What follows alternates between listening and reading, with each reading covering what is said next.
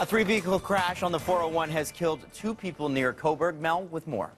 All right, Adam, we've been telling you about it all morning. Drivers, if you are heading out of the city, take in mind that the eastbound lanes, they remain closed off right now. We're going to take you to a live look at the scene. A tractor trailer, rather, this is not the live look. This is from the accident itself. A tractor trailer colliding with 2 vehicles happened around 10 last night and caused this massive fire. This crash shutting down the entire highway for several hours.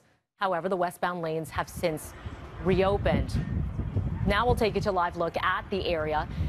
And this is the aftermath. As you can see here, those eastbound lanes remain closed off from County Road 28 in Port Hope. So far, the OPP have not released the names of the deceased. This is pending notification of next of kin.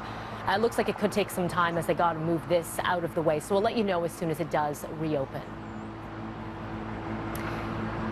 Well, cyclists in Toronto have a reason to celebrate. 3 new officers being brought in to crack down on drivers who park in bike lanes. Our Tammy Sutherland is with the team right now in an area that is notorious for bike lane hogs. Tammy.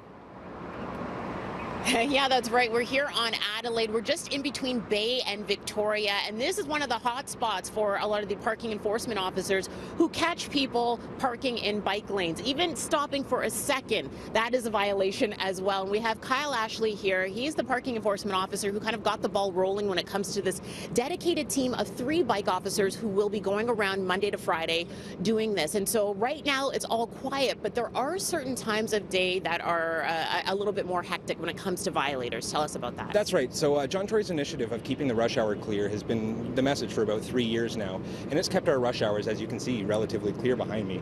But once rush hour ends and people start making deliveries and people start moving and wanting to go shopping, that's when I tend to notice the most infractions happening, especially in this area and over into the entertainment district, is about 10:30 in the morning. Right, so about 10:30. And again, your social media presence is kind of what started this as well. Tell us about why you wanted to begin that and started posting.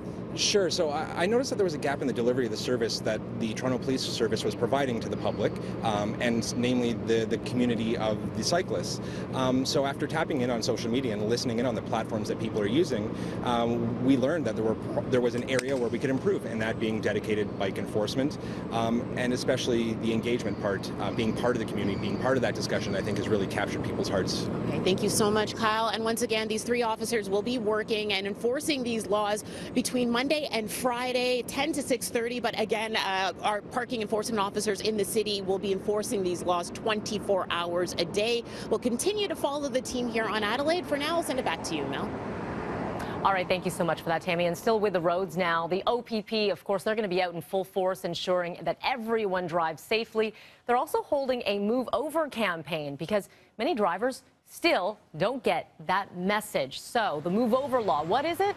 Keeping first responders safe. It requires drivers to slow down, move over a lane if you can, whenever there is an emergency vehicle stopped at the side of the road. That includes tow trucks when those amber lights are flashing. If drivers do not do that, they can face a fine of up to $2,000 as well as lose 3 demerit points, or gain 3 demerit points rather. The law has been in place for 15 years, but last year the OPP laid more than 2,400 charges. That's a big change and a huge increase from recent years. Coming up in about half an hour's time, we're going to be speaking live with OPP Sergeant Carrie Schmidt about this campaign as well as how to keep yourself safe on the roads this weekend.